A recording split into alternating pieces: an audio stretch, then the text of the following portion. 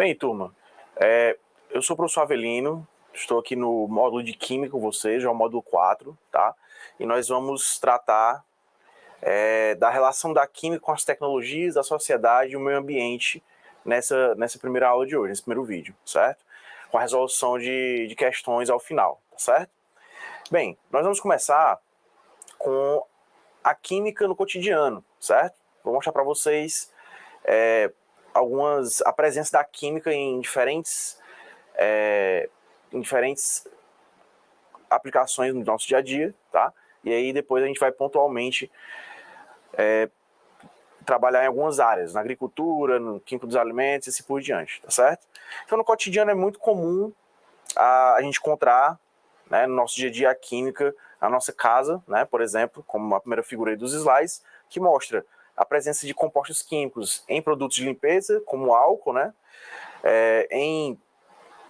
nos alimentos, né, no vinagre que a gente coloca na salada, no sal de cozinha que a gente usa para temperar os alimentos, em remédios, né, como na aspirina, e no grafite que a gente usa para escrever, por exemplo. Então a gente vê que a gente utiliza, tudo que a gente utiliza no nosso dia a dia possui compostos químicos presentes, né? E na segunda figura, né, desse slide, a gente vê também que há uma grande presença de compostos químicos no ar que a gente respira, no ar que nos envolve, no ar que a gente habita, né, nossa atmosfera, na verdade, certo? Então, a gente tem na atmosfera um conjunto de gases, né? Dentre eles, os principais, os que estão em maior quantidade, são o gás nitrogênio, o N2, né, presente aí no slide, o O2, que é o oxigênio, que a gente precisa para sobreviver, e outros gases que são mostrados aí, como amônia, vapor de água, o dióxido de carbono, CO2, né? Dentre outros, tá certo? Então, nós estamos rodeados de compostos químicos no nosso cotidiano. Agora, indo um pouco para algumas áreas específicas, né? Vamos ver um pouquinho da química na agricultura, certo? Então, a gente começa mostrando aqui duas classes de compostos bastante presentes na agricultura, que são os fertilizantes, né? Nós vamos ver cada um detalhadamente já, mas os fertilizantes que basicamente são utilizados para nutrir o solo, né? E fazer com que as culturas cresçam, né? Os alimentos que a gente precisa cresçam, se desenvolvam, e os famosos agrotóxicos, né? Que também são chamados de defensivos químicos, tá? Então, são duas classes bem presentes na agricultura. Os agrotóxicos ou defensivos químicos, né, eles possuem várias subclasses, né, e eles são utilizados basicamente para controle de pragas, né, que possam interferir no crescimento e na qualidade das culturas, tá certo? De alimentos, tá bom? Então, na verdade, existe uma classificação bem abrangente, pessoal, dos fertilizantes, certo? A gente tem basicamente os fertilizantes inorgânicos e os orgânicos, tá certo? Os inorgânicos são aqueles de origem mineral, né? Então, como a gente vai ver daqui a pouco, o fósforo, o potássio, né? O nitrogênio, tá? E temos também os fertilizantes de origem orgânico, tá? Os fertilizantes orgânicos são aqueles compostos de matéria orgânica, né? Pode ser até mesmo resto de folhas, né? Resto de alimentos, né, que aí são adubos naturais, né, que podem ser utilizados para também realizar a nutrição do solo, tá certo? Mas aqui eu vou destacar mais os fertilizantes inorgânicos, tá bom?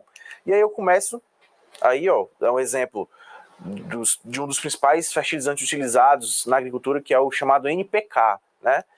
O NPK, como mostra aqui a figura ao lado esquerdo, né, ele é assim chamado porque ele possui esses três nutrientes, que são nitrogênio, fósforo e potássio, né, que estão mostrados aí na direita, que são nutrientes essenciais para o desenvolvimento das plantas, tá bom?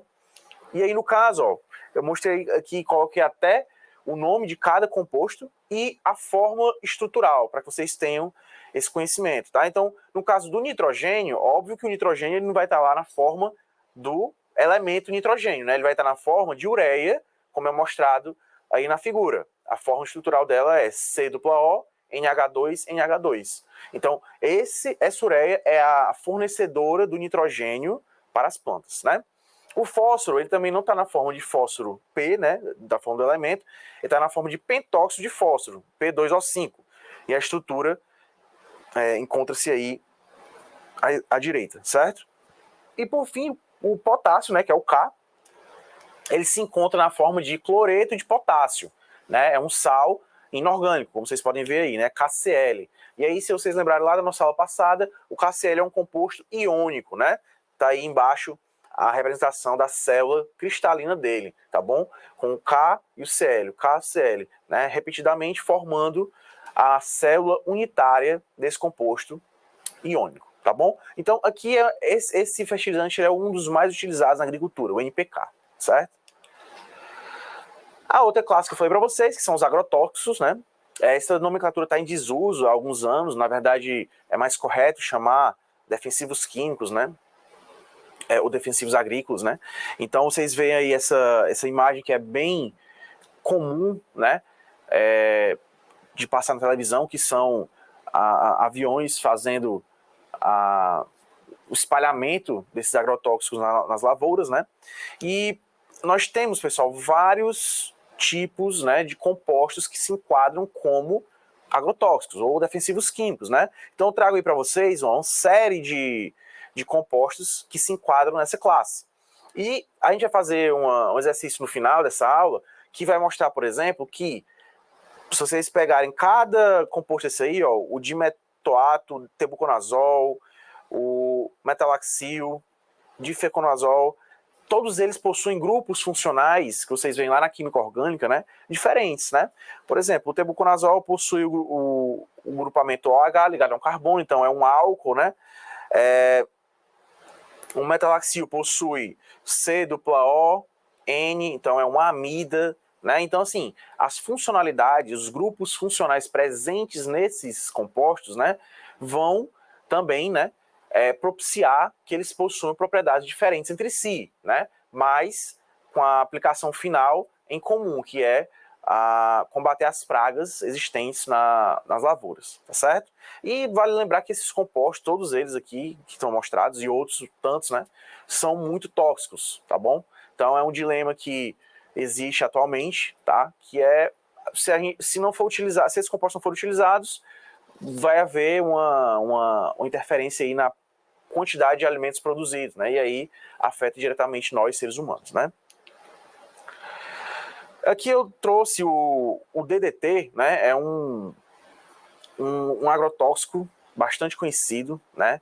Tá aí a fórmula molecular dele, C14H9Cl5, abaixo a fórmula estrutural, e abaixo da fórmula estrutural o nome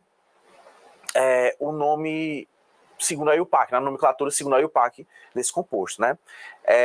E eu trouxe esse composto, pessoal, justamente porque esse composto ele foi proibido em diversos países desde a década de 90, justamente porque ele é muito tóxico e ele causa algumas consequências, né, em sua utilização, como por exemplo, a má formação de fetos, né?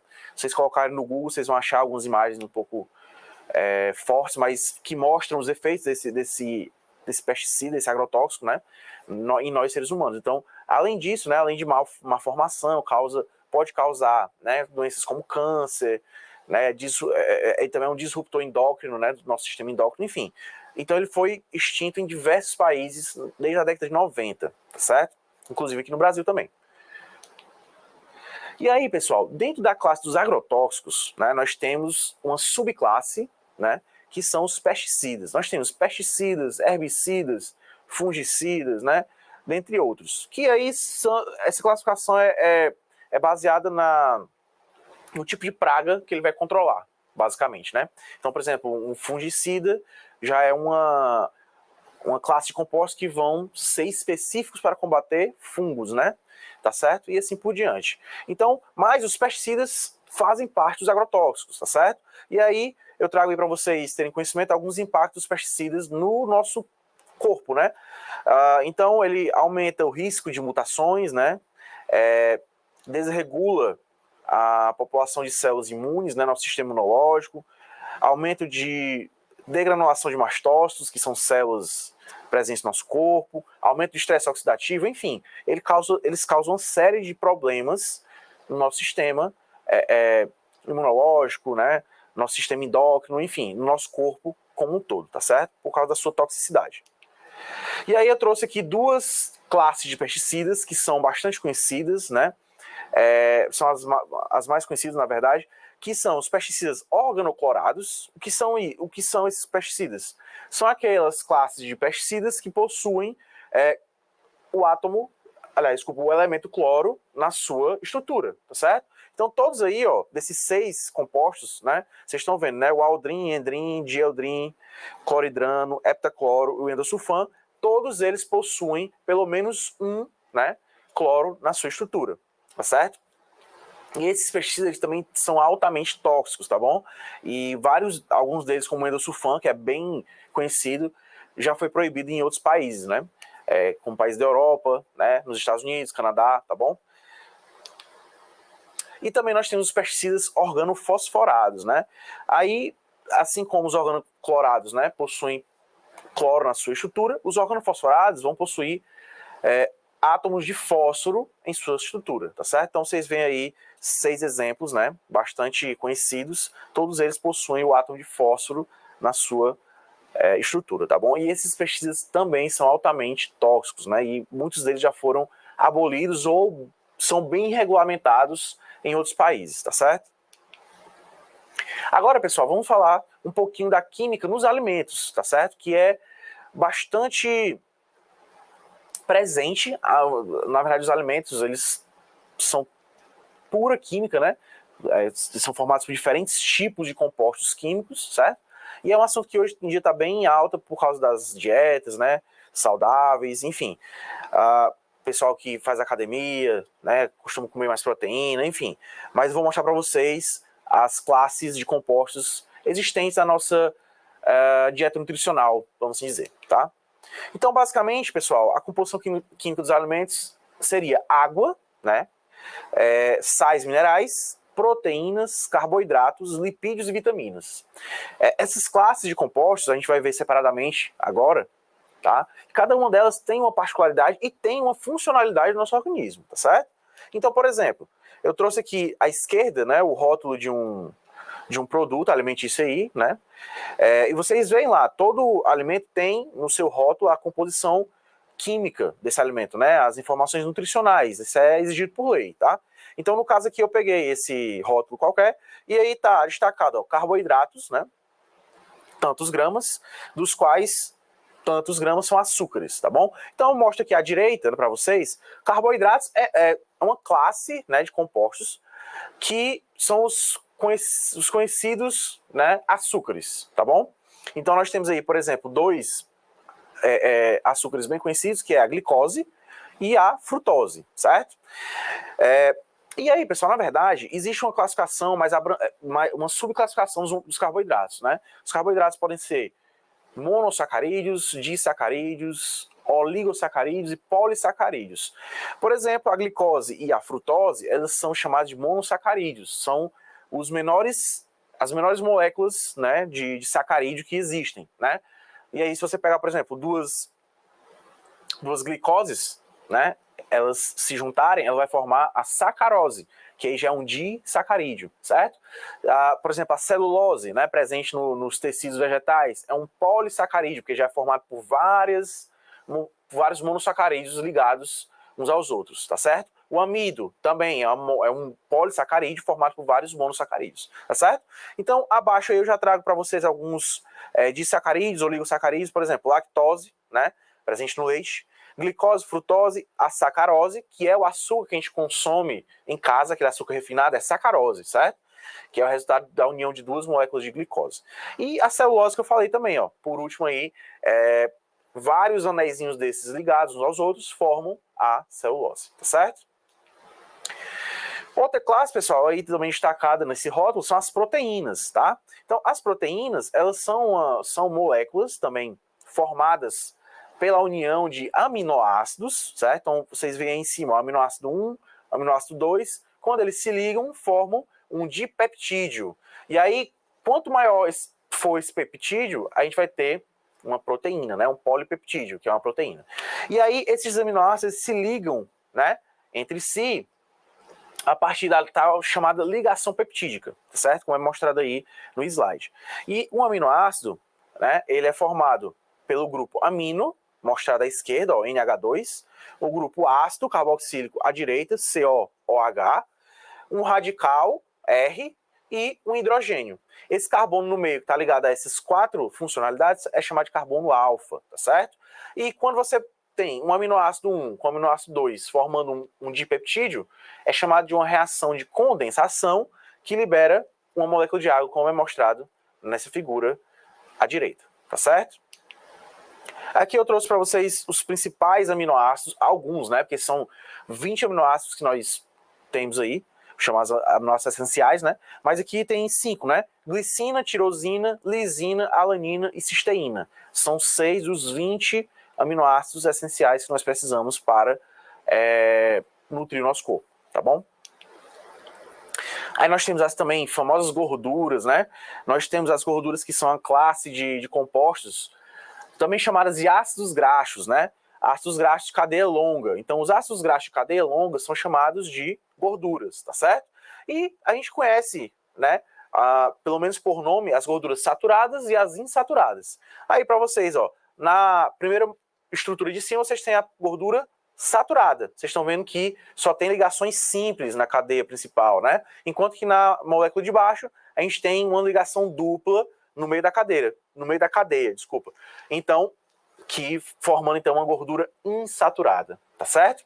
E aí a diferença entre elas vai ser dentre as várias que existem, conformação, né? Quando você tem uma dupla ligação, você vai ter uma conformação diferente do que se você só tiver ligações simples na cadeia principal. Aqui eu trago duas gorduras, né, insaturadas muito importantes para o nosso organismo, que a gente tem que consumir, né, deve consumir. Teoricamente, deveríamos consumir diariamente, né, mas, enfim, são essenciais para o desenvolvimento do nosso corpo, que é o ômega 3 e o ômega 6, tá? Vocês estão vendo aí que, basicamente, a diferença entre o ômega 3 e o ômega 6 está na quantidade, né, de ligações duplas ou insaturações, né, e nas posições dessas insaturações, né. Então, no ômega 3 nós temos 3 insaturações, né, nos carbonos 9, 12 e 15, né, enquanto que no ômega 6 está no 9 e no 12 somente, tá certo? E vocês estão vendo que em ambos os casos, ó, a cadeia carbônica é longa, né, vocês contarem aí, dá 18 carbonos, tá? E no finalzinho você tem um grupo ácido carboxílico. Então, por isso que são denominados de ácidos graxos de cadeia longa. São as gorduras, tá certo? Nós temos outra classe também bastante importante, que são as vitaminas, pessoal, né? Tá aí, ó, no slide, as várias vitaminas que nós precisamos, né, para atuarem como reguladores metabólicos, né? Então, nós temos a vitamina A, B4, B3, B8, a D, a C, a vitamina H, a B6, dentre outras, tá certo? Então, uma coisa muito importante que você precisa saber é que existe uma subclassificação dentro das vitaminas, que são as vitaminas chamadas hidrossolúveis, né? E aí, pelo próprio nome, né, já fica subentendido que essas vitaminas vão ser solúveis em água, tá? Enquanto que as outras vitaminas são chamadas de lipossolúveis. Mas dentro das hidrossolúveis, eu quero chamar a atenção para uma vitamina que a gente consome bastante, né? Que é a vitamina C. A vitamina C, que é o ácido ascórbico, né? É uma vitamina hidrossolúvel, tá certo? Então, se nós ingerirmos, por exemplo, mais do que deveríamos diariamente essa vitamina, o excesso dela é eliminado na urina, né? Porque ela é solúvel em água, tá certo? A outra classificação de vitaminas são as vitaminas lipossolúveis, né? E aí também fica subentendido pela nomenclatura que essas vitaminas vão ser solúveis em gordura, né? Então, dentre elas, nós temos a vitamina A, vitamina D, a vitamina E, né? São as principais, e a vitamina K também, a DEC, né? A, D, E, K. São as principais vitaminas lipossolúveis, tá? Só uma curiosidade que você já deve ter ouvido falar alguma vez de quem tomou aquele remédio para pele, o Rakutan, né? E aí quem toma Rakutan tem que diminuir consideravelmente a ingestão de alimentos que possuem vitamina A, como cenoura, mamão, né? Jerimum, enfim. Por quê? Porque a vitamina A é lipossolúvel, ela vai se acumular no tecido adiposo da gente. E aí isso pode causar intoxicação, tá? Então é por esse motivo que essas pessoas têm que diminuir o consumo, né, de alimentos ricos em vitamina A, tá? Pessoal, agora, como na última parte da nossa aula, nós vamos falar de química ambiental, especificamente da poluição ambiental, certo? Então, que é um tema em alta no Enem, tá? Então, a poluição ambiental, ela pode ser causada, né, no ar, poluição do ar, a poluição das águas, a poluição da terra e a poluição pelo fogo, tá certo? Então, tudo que agride o meio ambiente, seja qual dessas vias, né, vão ser poluídas, constitui uma fonte de poluição ambiental, tá certo? Então a gente vai falar aqui de forma bem sucinta, né, de alguns desses principais poluentes ambientais, né? Um deles é o efeito estufa, você já deve ter ouvido falar. O efeito estufa, pessoal, é basicamente o aumento da temperatura do planeta, né, causado pelo aprisionamento do calor que vem do Sol por gases estufa, né? Então, existem gases que ficam na atmosfera que impedem a volta, né, de parte da radiação que a Terra absorve do Sol, né? Então, os principais, CO2, né, o dióxido de carbono, metano também. Então, esses gases, eles são provenientes da ação antrópica, né, a ação do homem, seja por queimadas, seja por depósito de lixo em local inadequado, que vai se decompor e formar metano, por exemplo, seja pela agricultura, né, porque o gado, né, libera muito metano pelos gases, né, enfim, pela ação humana mesmo, tá? Então a ação humana agrava o efeito estufa. O efeito estufa sempre aconteceu, sempre, né, foi presente na Terra, mas a ação do homem acelera, né, ou agrava, né, esse efeito estufa, tá certo? A chuva ácida também é agravada pela ação humana, tá? Porque o que é a chuva ácida? A chuva ácida é basicamente quando a precipitação normal de água, pela chuva, né? A água da chuva se combina com compostos presentes na atmosfera, causando a sua acidificação, causando a formação de ácidos que vão cair em rios, lagos, oceanos, né?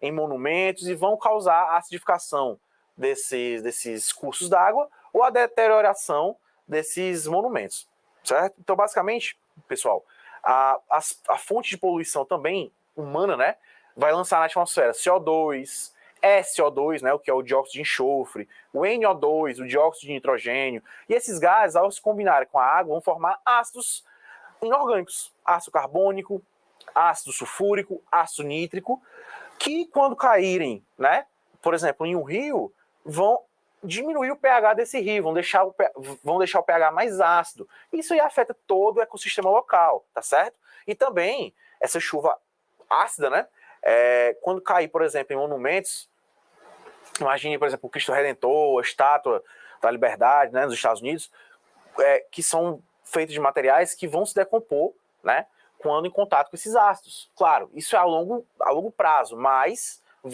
esses materiais vão se deteriorar com o tempo, tá certo? Então causam prejuízos tanto financeiros, né, como também prejuízos ambientais, porque afeta, né, o habitat aquático dos bichos, né, tá certo? Outro problema bastante grave é a eutrofização. A eutrofização, pessoal, basicamente é o quê? É quando você tem ali o despejo de esgoto, de detergente, de fertilizantes em cursos d'água, né? Isso constitui, pessoal, uma fonte de nutrientes, né, para que haja proliferação de micro-organismos nesse leito aquático. E é isso que vai acontecer. Se esses micro-organismos vão se proliferar, né, principalmente se eles forem aeróbicos, eles vão consumir oxigênio, né, do curso d'água. E aí isso vai prejudicar os animais aquáticos ali, né? Pode haver a mortandade de peixes, né, de animais aquáticos em geral, e aí isso vai causar mais poluição ainda desses cursos d'água, tá certo? Então, despejar esgoto em ambiente aquático vai gerar um problema muito grande, tá certo? Não só pela toxicidade do esgoto em si, mas é porque aquele esgoto, por ter matéria orgânica e inorgânica, serve de nutriente para a proliferação de micro-organismos que vão se procriar naquele curso d'água, causando a mortandade de peixes, etc. Tá certo? Então a eutrofização também é um problema ambiental bastante grave, tá? E também é resultante da ação humana. E por último, pessoal, a magnificação trófica, né, que é chamada também de bioacumulação, ela é causada pela ingestão, através da cadeia trófica, né, de organismos que foram contaminados com poluentes em geral. Por exemplo, aí na imagem vocês estão vendo que se um rio tiver contaminado com mercúrio, o peixe vai beber água desse rio, vai acumular o mercúrio nele. Aí um peixe maior come esse peixe com mercúrio, acumula nele, a gente vai comer o peixe maior e aí vai ter o acúmulo dos dois peixes. Então, ou seja, à medida que o nível trófico aumenta nessa cadeia, né, vai aumentando a concentração desse poluente, tá certo? Eu estou citando aqui metal pesado, como mercúrio, mas também serve para outros tipos de poluentes, como agrotóxicos, por exemplo, tá certo? Então, isso é a magnificação trófica ou bioacumulação, tá certo? Aqui tem um mapa mental geral dos desequilíbrios ambientais que a gente falou agora, certo? Bem, vou fazer rapidamente com vocês aqui, ó, essa questão do Enem de 2012, tá? Basicamente aqui nós temos dois tipos de pesticidas, tá? Dois agrotóxicos, né? E ele pergunta, pessoal, olha só a pergunta dele, identifica as funções orgânicas presentes simultaneamente nas estruturas dos dois biopesticidas apresentados. Então ele fala na letra A, éter e éster. Olha só, respectivamente, né? Na piretrina, né, nós não temos éter, né? Temos éter? Temos éter, né?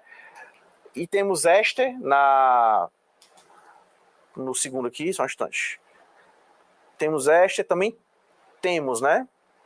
Aliás, desculpa, pessoal, na piretrina, né, esse C-O não é éter, tá? É um éster, certo? Então, a letra A tá errada, por quê? Porque não seria éter, tá certo? Na primeira estrutura, tá bom? C-O é éster, certo? Cetona e éster. Ó, nós temos uma cetona na piretrina, né? Ali no anel, no segundo anel, ó, né? E no segundo ele diz éster, né? Na segunda estrutura nós temos também, ó, C-O no último anel abaixo, né? Tem C-O e um O que caracteriza a função éster. Então, a letra B seria a correta, tá certo? Então, novamente, ó, a cetona estaria presente no segundo anel da piretrina, tá? C-O, né? E o éster estaria presente no anel inferior da segunda estrutura, né? Tem C-O, é um éster, tá bom? E para finalizar, pessoal, aqui, ó, de que maneiras as práticas agrícolas podem ajudar a minimizar o agravamento do efeito estufa? Essa questão foi do Enem também, de 2013, tá? Basicamente, ele fala no enunciado acerca dos gases estufa, tá certo? E aí, ele pergunta, de que maneira as práticas agrícolas, que eu falei para vocês durante a aula, que são ação antrópica, né, e aceleram o efeito estufa. Como é que as práticas agrícolas podem ajudar a minimizar isso aí? Evitando a rotação de culturas? Não seria isso, né? Liberando o CO2 presente no solo? Também não. Aumentando a quantidade de matéria orgânica no solo? Se você aumentar a quantidade de matéria orgânica no solo, você vai aumentar a decomposição dessa matéria orgânica, que basicamente é rica em carbono, oxigênio, hidrogênio, né? Se você aumentar a decomposição dessa matéria orgânica, você gera mais CO2 e mais metano. Então não seria aumentar a quantidade de matéria orgânica no solo, tá? Queimando a matéria orgânica que se deposita no solo, muito menos, porque se você queima a matéria orgânica presente no solo, você também vai gerar CO2, CO, tá certo? Então também não seria. Seria a letra E, atenuando a concentração de resíduos vegetais no solo, tá? Porque se a gente diminui a quantidade de resíduos vegetais, ou seja, de matéria orgânica no solo, a gente diminui a decomposição dessa matéria orgânica e, consequentemente, diminui a formação de CO, CO2, CH4 e etc. Tá certo, pessoal? Então seria a letra E, tá bom? Então, a gente fica por aqui nessa aula, tá bom? Ainda temos uma aula referente ao módulo 4 e a gente se vê em breve, tá bom? Até mais.